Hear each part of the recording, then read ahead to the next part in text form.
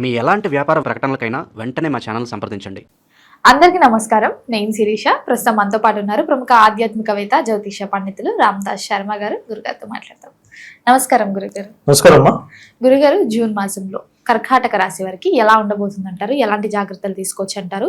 ఈ జూన్ మాసంలో గురుగ్రహ సంచారం కూడా జరుగుతుంది కదా, దాని ఫలితాలు ఎలా ఉంటాయి అంటారు? ఓవరాల్ గా చూసుకుంటే ఆర్థిక పరంగా, ఆరోగ్యపరంగా ఎలా ఉంటుంది అంటారు కర్కాటక రాశి వారికి? కర్కాటక రాశి వాళ్ళకి జూన్ మాసం అనేది మే మాసం కంటే మెరుగనే చెప్పాలి వాళ్ళకి. కారణం ఏంటంటే ఒక ప్రధానమైన కారణం బృహస్పతి మార్పు మిథునం నుంచి జన్మరాశి మీదకి కూడా వస్తారు. వీళ్ళకి సువర్ణమూర్తిగా వస్తాడు.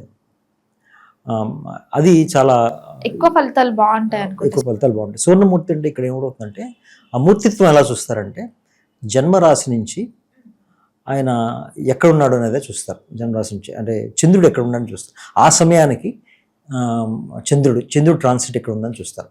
దాన్ని బట్టి మూర్తిత్వాన్ని చూస్తారు. అయితే వీళ్ళకి సువర్ణమూర్తిగా రాశి మీదకి వస్తున్నాడు ఆయన బృహస్పతి. అది చాలా మంచిదండి. అంతకుముందు కంటే మే మాసం కంటే ఇప్పుడు చాలా బాగుంటుంది. అయితే వీళ్ళకి 9వ స్థానంలో శని భగవాన్ సంచారం ఉంది. 8వ స్థానంలో రాహు సంచారం ఉంది.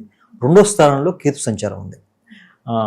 రాష్ట్రాధిపతి వీళ్ళకి చంద్రుడు. కర్కాటక రాశి వాళ్ళకి చంద్రుడు చాలా వేగంగా మారుతూ ఉంటాడు రాశులు. కాబట్టి చంద్రుడి గోచారం తీసుకొని నెలంతా చెప్పడం కష్టం. ఒక వారం వరకు అయితే చెప్పచ్చు, కానీ నెలంతా చెప్పడం అనేది చంద్రుడి గోచారం చెప్పడం. అయితే నెలంతా చెప్పడానికి ఈ 4 గ్రహాలు చాలు మనకి. బృహస్పతి, శని భగవానుడు, రాహు, కేతు, ఈ 4 తీసుకుని చెప్పచ్చు. అయితే ఇప్పుడు వీళ్ళకి కర్కాటక రాశి వాళ్ళకి జన్మస్థానం మీదకి బృహస్పతి వచ్చి సువర్ణమూర్తిగా రాశి మీదకి వస్తున్నాడు. కాబట్టి వీళ్ళకి మంచి బలమైన గోచారం ఉంది వీళ్ళకి. అలా చెప్పాలంటే వీళ్ళు దూర ప్రయాణాలు ఎక్కువ చేస్తారు. వృత్తిరీత్యా కానీ లేదా చదువురీత్యా కానీ ఏ కారణం చేతైనా వీళ్ళకి ధార్మిక చింతన బాగా పెరుగుతుంది. అంటే దూర ప్రయాణాలు ముఖ్యంగా చదువు కోసం వెళ్ళేవి, తర్వాత దైవ దర్శనాల కోసం వెళ్ళేవి, అలాంటివి చాలా ఎక్కువ ఉంటాయి వీళ్ళకి. అది ముఖ్యంగా చెప్పాలి వీళ్ళకి. తర్వాత వీళ్ళకి ఆత్మవిశ్వాసం బాగా పెరుగుతుంది. అయితే వీళ్ళకున్న చిన్న ఇబ్బంది ఏంటంటే మాట్లాడేటప్పుడు సందేహం ఉంటుంది. నేను చెప్పేది కరెక్టే కాదా, ఆ సందేహం అదైతే ఉంటూనే ఉంటుంది. అది కేతు గోచారం వల్ల వచ్చింది. అది వాక్స్థానంలో సింహరాశిలో కేతు ఉన్నాడు కాబట్టి దానివల్ల వచ్చిన దుష్ప్రభావం అది. అయితే కొంతవరకు బృహస్పతి గోచారం వల్ల అది పోతుంది. 9వ స్థానంలో శని భగవాన్ సంచారం ఉంది. శని భగవాన్ సంచారం 9వ స్థానంలో అంత ప్రమాదకార్యం కాదు వీళ్ళకి, దానివల్ల ఏం ఇబ్బంది లేదు. అయితే 8వ స్థానంలో ఉన్న రాహు వల్ల వీళ్ళకి అప్పుడప్పుడు ఆరోగ్య సమస్యలు వచ్చే అవకాశాలు ఉన్నాయి. అంటే అనుకోని సంఘటనలు, వాళ్ళు అనుకున్నది ఒకటైతే జరిగేది ఇంకోటి ఉంటుంది. అట్లాంటివి ఉండదు. తర్వాత ఎవరైనా ఈ రియల్ ఎస్టేట్ రంగంలో కానీ పెట్టుబడులు పెట్టేవాళ్ళు, అలాంటి వాళ్ళకి ఏమవుతుందంటే అక్కడ అంతగా కలిసి రాకపోవడం, పెట్టకపోవడం బెటర్ అంటారు. అయితే పెట్టకపోవడం కొంచెం తగ్గించుకుంటే మంచిది రాహు మారిన దాకా. అయితే బృహస్పతి మారడంతో 9వ స్థానం మీద దృష్టి ఉంది కాబట్టి అంతకుముందు కంటే కొంచెం మెరుగవుతుంది వీళ్ళకి, కర్కాటక రాశి వాళ్ళకి. అదైతే ఉంది వీళ్ళకి. పైగా చంద్రుడి గోచారం కూడా వీళ్ళకి వేగంగా మారుతుంది కాబట్టి దానికి సంబంధించిన ఫలితాలు కూడా వస్తాయి.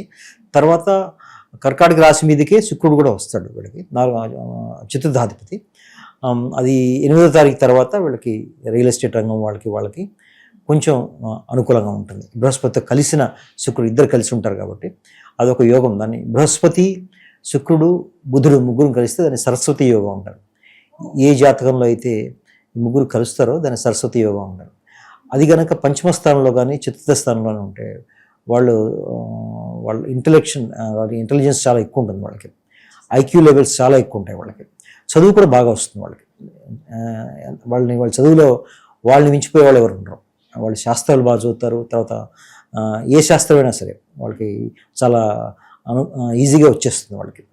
అయితే ఇక్కడ వీళ్ళకి రాశి మీదకే శుక్రుడు వస్తాడు త్వరలో, జూన్ 2nd వీక్లో వస్తాడు. కాబట్టి ఈ రియల్ ఎస్టేట్ రంగంలో పెట్టుబడి పెట్టేవాళ్ళు కూడా అది కొంచెం అనుకూలంగా ఉంటుంది. అయితే ముఖ్యంగా వీళ్ళు చూసుకోవాల్సిన ఆరోగ్యం, తర్వాత మాట గురించి జాగ్రత్తగా వాక్యం చూసుకోవాలి. ఎందుకంటే కొంచెం ఆలోచించి మాట్లాడితే మంచిది. గురుగారు, ఈ ప్రేమ వివాహాలు కూడా జరిగే ఛాన్సెస్ ఉన్నాయంటారా? ప్రేమికులకి ఏమైనా శుభవార్తలు వినడం ఉంటాయంటారా? స్త్రీలకు బాగానే ఉంటుంది, పురుషులు కొంచెం ఆలోచించాలి. స్త్రీలకు ఎందుకు బాగుంటుందంటే కుజుడికి సంబంధించిన గోచారం చూడాలి ఇక్కడ. అది బాగానే ఉంది ఈసారి. వీళ్ళకి అనుకూలంగానే ఉంటుంది. కాబట్టి అది బాగానే ఉంటుంది, అది వాళ్ళకి బాగానే ఉంటుంది. పురుషులకి ఏమవుతుందంటే అది కొంచెం నెగిటివ్ అనే చెప్పాలి. ఎందుకంటే 7వ స్థానంలో శని 9లో ఉన్నాడు కాబట్టి అది కొంచెం వీళ్ళకి నెగిటివ్ అనే చెప్పాలి. మరి కుటుంబ వాతావరణం కూడా ఎలా ఉంటుందంటారు? కుటుంబ వాతావరణం కొంచెం ఇబ్బందికరంగా ఉండొచ్చు వీళ్ళకి. అంటే కుటుంబంలో కొంచెం మనస్పర్ధలు వచ్చే అవకాశం ఉంది, కేతు సంచారం వల్ల, కుటుంబ స్థానంలో కేతు సంచారం వల్ల. అయితే ఈ బృహస్పతి సంబంధించిన గోచారం వీటన్నిటిని అధిగమిస్తుంది. అయితే మిక్స్డ్గా ఉంటుంది, అంటే అంత బాగుంటుందని చెప్పలేము, అంత బాగలేదని కూడా చెప్పలేము. బట్ అప్పుడప్పుడు చిన్న చిన్న అపార్థాలు వస్తుంటాయి, వాటిని అధిగమించవచ్చు. మరి గురుగారు, ఈ జూన్ మాసంలో విద్యార్థులకు ఎలా ఉంటుందంటారు? అసలే స్కూల్స్ ఓపెనింగ్ టైమ్, +1 +2 వాళ్ళకి కూడా కాలేజ్ చేంజ్ అవుతూ ఉంటారు. ఒక టెన్షన్ అనేది ఉంటుంది, ఏం తీసుకోవాలి, ఎలా కెరియర్ స్టార్ట్ చేయాలని. మరి మీరు ఇచ్చే సజెషన్ ఏంటి విద్యార్థులకి? మంత్లో ఎలా ఉంటుందంటారు? ఎలాంటి జాగ్రత్తలు విద్యార్థులు తీసుకుంటే ఫ్యూచర్ బాగుంటుందంటారు? వీళ్ళకి విద్యకు సంబంధించి శుక్రుడు గోచారం బాగానే ఉందమ్మా వీళ్ళకి. అందుకని వీళ్ళకి అనుకూలంగానే ఉంటుంది, వీళ్ళకి ఇబ్బంది ఏం లేదు అందులో. ఎందుకంటే శుక్రుడు గోచారం ఏకాదశ స్థానంలో, ఆ తర్వాత ద్వాదశంలో. కొంతమంది విద్య కోసం దూర ప్రయాణాలు చేసేవాళ్ళు కూడా ఉంటారు. ఆ తర్వాత జన్మరాశి మీద కూడా వస్తుంది కాబట్టి గురువుతో కలిసి వీళ్ళకేం విద్య సంబంధించి ఇబ్బంది వస్తుందని అయితే నేను చెప్పను. నేను వీళ్ళకి అనుకూలంగానే ఉంటుంది, బాగానే ఉంటుంది వాళ్ళకి. కాబట్టి పై చదువులు చదివే వాళ్ళకి వాళ్ళు కోరుకున్న సీట్లు వస్తాయి. తర్వాత ఎగ్జామ్స్ రాస్తున్న వాళ్ళకి కాంపిటేటివ్ ఎగ్జామ్స్లో వాడికి ప్రతిఫలం ఉంటుంది, మంచి ర్యాంకులు అవన్నీ వస్తాయి. సో ఆ రకంగా చూస్తే వీళ్ళకి విద్యార్థులందరికీ చాలా బాగుంటుంది. మరి విదేశీ యోగం ఉందంటారా? ఎవరైనా చదువుకోవాలి, సెటిల్ అవ్వాలి ఉద్యోగపరంగా అని చూస్తూ ఉంటారు కదా కర్కాటక రాశి వాళ్ళకి ఉందంటారా విదేశీ యోగం? ఉందమ్మా. ఎందుకంటే విదేశీ యోగం ఎందుకు ఉందని చెప్తారంటే, బృహస్పతి రాశి నుంచి 9వ స్థానం చూస్తాడు. 9వ స్థానం అనేది, 9వ రాశి అనేది దూర ప్రయాణాలకు సంబంధించింది కాబట్టి బలంగా ఉంది. అయితే శని భగవాన్ ఉన్నాను కాబట్టి కొంచెం అడ్డంకులు వచ్చినా కూడా బృహస్పతి దృష్టి వల్ల అవి పోతాయి. కొద్దిగా ప్రయత్నం చేస్తే వెళ్ళే అవకాశాలు చాలా ఉంటాయి. మరి గురువు గారు, ఉద్యోగ రంగంలో ఉన్న వారికి ఎలా ఉంటుందంటారు? ఉద్యోగ రంగం వాళ్ళు కూడా కొంచెం మిక్స్డ్ రిజల్ట్స్ ఉంటాయని చెప్పొచ్చు అమ్మా. ఎందుకంటే కుజ భగవానుడు జూన్ 15 తర్వాత 12వ రాశిలోకి వస్తాడు. కొంచెం పై అధికారాలతో కొంచెం ఇబ్బందులు వచ్చే అవకాశం ఉంది. కానీ అయితే జూన్ 15 లోపల వీళ్ళకి ఏకాదశంలో ఉంటాడు కాబట్టి కుజుడు వీళ్ళకి బాగానే ఉంటుందని చెప్పాలి వీళ్ళకి. మరి గురుగారు, ఈ జూన్ మాసంలో కూడా నిజ జ్యేష్ఠ మాసం స్టార్ట్ అవుతుంది, మంచి ముహూర్తాలు కూడా ఉంటాయి అప్పుడు. మరి ఎవరికైతే వివాహం జరగలేదో వివాహం కుదిరే ఛాన్సెస్ ఏమైనా ఉన్నాయంటారా నిజ జ్యేష్ఠ మాసంలో? ఉన్నాయమ్మా. ఎందుకంటే శని భగవాన్ 9వ స్థానంలో సంచరిస్తున్నారు కాబట్టి, 7వ స్థానాధిపతి, ఆయన మీదకి బృహస్పతి దృష్టి వస్తుంది కాబట్టి వివాహం సంబంధించిన అంశాలన్నీ ముందుకెళ్తాయి.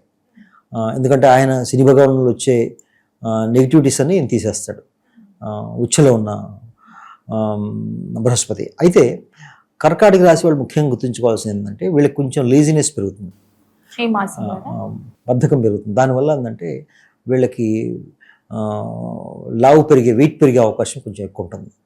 చాలామంది కర్కాటక రాశి వాళ్ళని చూడండి, మీరు జూన్ నుంచి అక్టోబర్ దాకా, ఆ రకంగా చెప్పాలంటే వచ్చే సంవత్సరం జూన్ దాకా చూస్తే గ్యారంటీగా కనీసం ఒక 2-3 కేజీలు పెరుగుతారు, కనీసం 4-5 కేజీలు పెరుగుతారు. వెయిట్ అయితే పెరుగుతుంది. ఎందుకంటే కారణం ఏంటంటే బృహస్పతి ఎప్పుడైతే జన్మరాశిలోకి వస్తాడో వాళ్ళ వెయిట్ పెరుగుతుంది.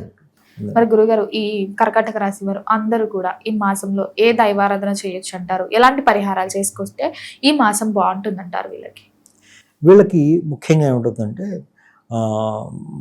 రాహు సంబంధించిన నెగిటివ్ రిజల్ట్స్ తగ్గాలంటే రాహుకేతులకు సంబంధించి సుబ్రహ్మణ్యేశ్వర స్వామి ఆరాధన చేసుకోవాలి. వీళ్ళు చేసుకుంటే వీళ్ళకి కొంతవరకు ఆరోగ్యము, తర్వాత అపార్థాలు వచ్చే అవకాశాలు తక్కువ ఉంటాయి.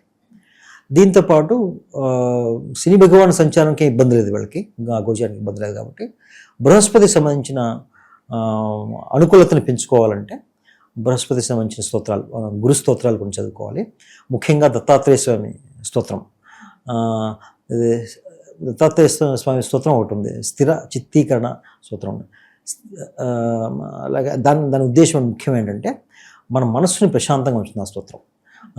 చిత్త స్థిరీకరణ స్తోత్రం ఉంటుంది, చిత్త స్థిరీకరణ స్తోత్రం.